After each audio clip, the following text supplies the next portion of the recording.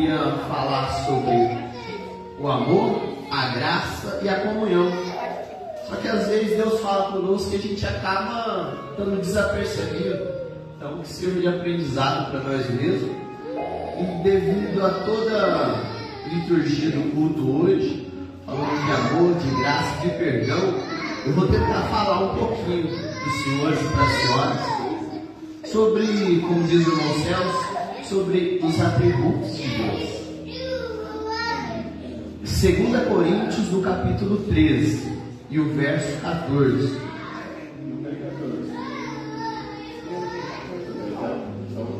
No 13? O meu tem o 14.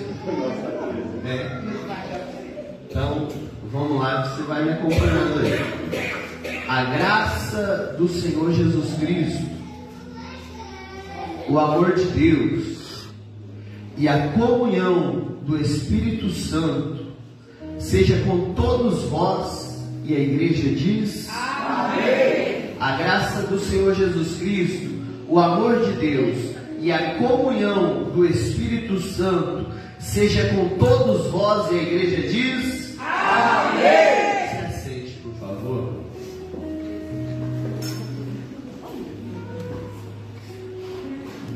Irmãos, falar um pouquinho, ou sempre que precisamos falar desses atributos de Deus, eu acho que não é uma tarefa muito fácil, porque, como diz aquele louvor, quem explica Deus? Como explicar um Deus tão grande? Como explicar um Deus de um amor, de uma natureza, de uma graça tão grande? Sabemos o que Deus nos permite saber. E Paulo, ele disse por costume, no final da sua carta, ele dá essa bênção que hoje nós temos de costume ao findar das reuniões, que é a graça do Senhor Jesus Cristo. Graça, o que é a graça? Sabemos que a graça é o favor imerecido. A graça é como se alguém chegasse e pagasse uma dívida nossa, uma dívida de alguém, sem mesmo conhecer. Quem aqui é capaz de pegar alguém aleatório ali na rua hoje, na cidade, e falar: vem aqui, que eu vou pagar a sua dívida hoje. Vem aqui porque você tem uma conta muito grande e eu vou pagar. Quem aqui é capaz de fazer isso? E Jesus, mesmo sendo Deus, Ele vai se desprender de toda a sua glória, vai descer à terra e vai fazer isso. Ele vai pagar essa dívida que nós temos, porque desde o começo o homem era separado por Deus, mas desde o início também o homem peca contra Deus. E a graça ela é vista ali no início, lá no jardim do Éden, quando Deus diz para Adão: não coma do fruto, porque se comer, certamente morrerás. E Adão vai se deixar levar pela conversa de Eva, que Eva se deixou levar pela serpente, e vão errar contra Deus. E ali a graça foi vista pela primeira vez. Mas que graça é essa?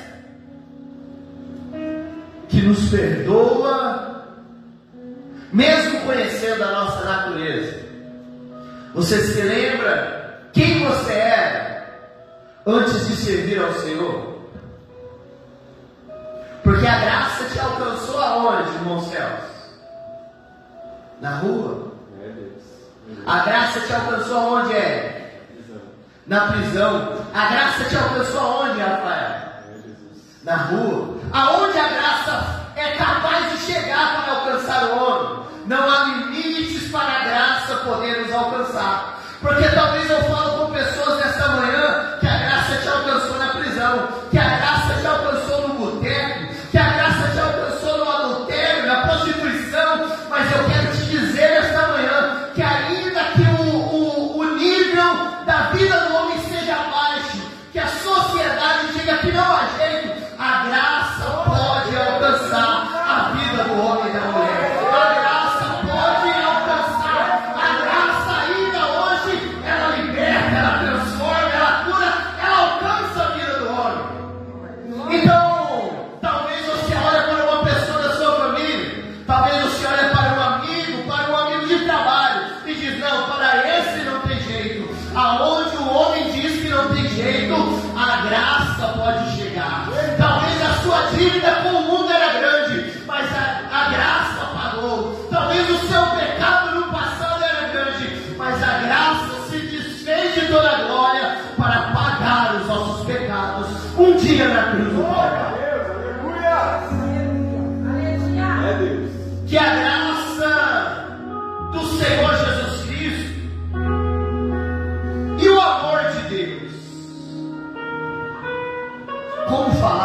chamou. Aos senhores, às senhoras que têm um filho, que têm uma filha, vamos começar por aqui. Qual pai que é capaz de dar um filho, se pagar uma dívida de uma pessoa que não conhecemos já é difícil, que dirá dar um filho por alguém que você não conhece? Ou melhor, por alguém que não merece.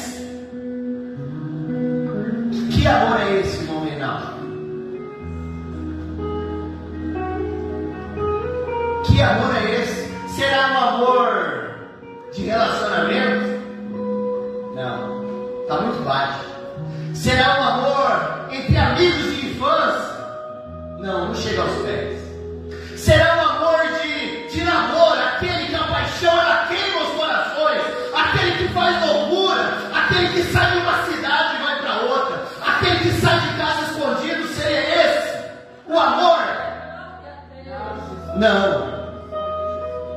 Um amor tão grande que ele foi capaz de sofrer chicotadas por mim e por você. Um amor que foi tão grande que ele se entregou por aqueles que disseram assim: solte a Barrabás e prendam Jesus o Cristo, o Rei dos Judeus. Que amor é esse tão grande? Um amor que por nós ele foi cuspido, ele pegou uma estrada que era para mim e por você caminhar com uma cruz, e ele disse: pode deixar que eu carrego por você. Sabe a humilhação do diabo aqui? Toda aquela humilhação ele levou, toda aquela humilhação ele suportou, e digo mais, detalhe, sem abrir a boca, porque na primeira humilhação queremos resolver do nosso jeito. Se pisar no nosso calo, eu vou resolver, vai ser hoje, eu vou falar, eu vou lá na casa dela, eu vou na rede social e vou escrever um textão. Mas este amor não. Este amor ele ama aquele que não merece. Este amor ele alcança aquele que não é digno. Porque eu tive amigos que para ele se aproximar de mim, Marcelo, eu precisei mudar de vida. Eu precisei deixar de frequentar alguns lugares para eles serem meus amigos. Para algumas pessoas se aproximar de mim, eu tive que mudar as minhas atitudes. Mas o amor que eu prego aos senhores e às senhoras nessa manhã é um amor que antes de você se libertar, ele já te amou.